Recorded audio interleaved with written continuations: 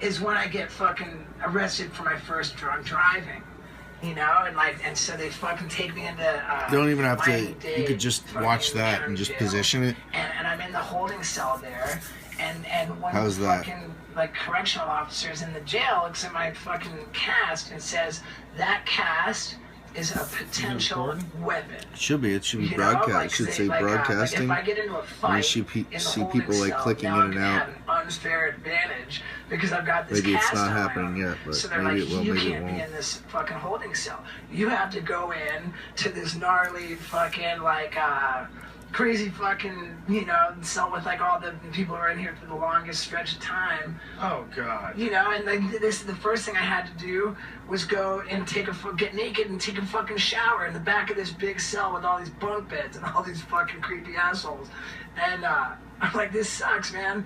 And I called my mom and I was like, Mom, you know, I'm in jail, you know, and she's like, what? You know, like she says, I'm not bailing you out unless you go door to door straight to rehab.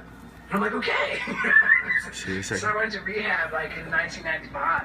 And oh yeah, it's still going. Okay. I remember these fucking guys, like, one of the counselors says, like, yeah, you know, like, 95% of all alcoholics, like, die drunk of causes related directly to alcoholism, you know, like, most people, like, they don't get sober, you know, like, and I'm sitting there thinking, man, this guy's telling me, like, if I, like, really wanted to get sober, I got a 5% chance. I'm like, fuck that, you know? So I stayed loaded. Like, I just resigned myself to being loaded forever, and it wasn't until, like, 13 years later I finally got it. So him saying that sort of Kept me fucking wasted, but what it did, really, what it did was it just made me not, like, get sober until I was really ready, you know?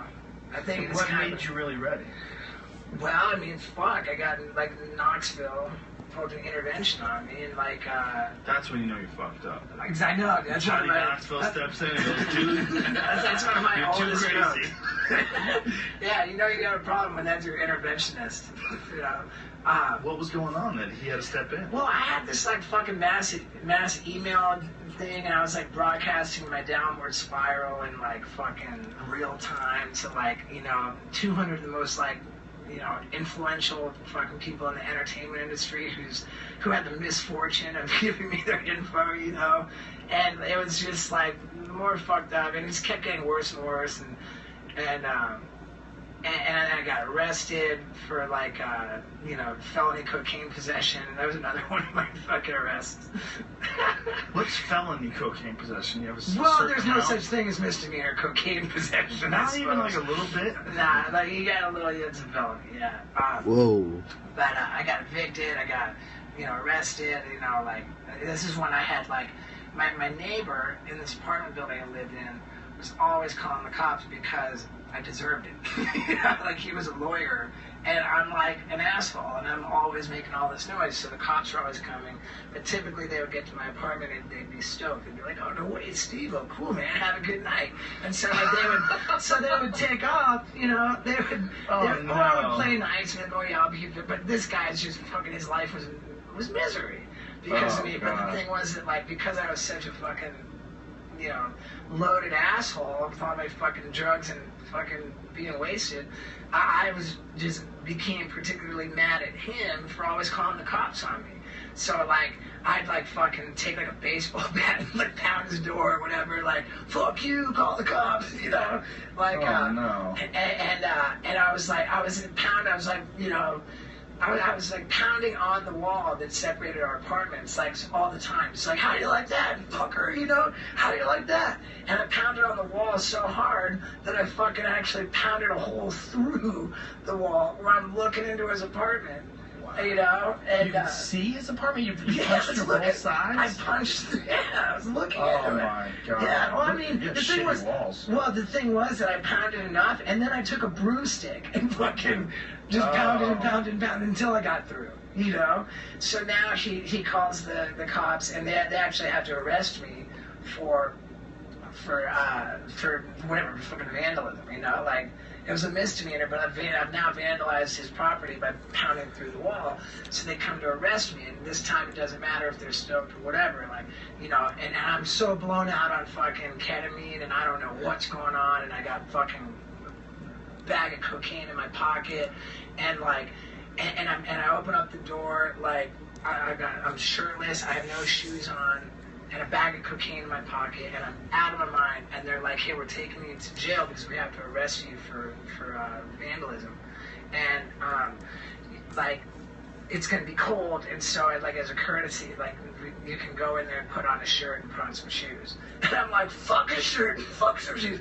Now, meanwhile, that would have been like the perfect opportunity for me to go in, take the bag of cocaine out of my pocket, and like put on, you know, like, it was a perfect opportunity, but I'm like, fuck that, you know. So they take me to jail with no shirt, no shoes, and a fucking, and I get they go to your property, you know, when they process you into jail.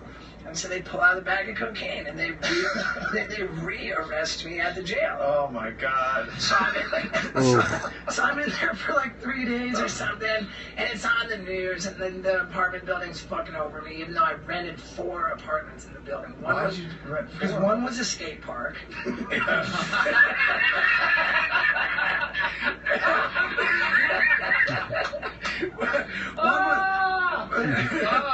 One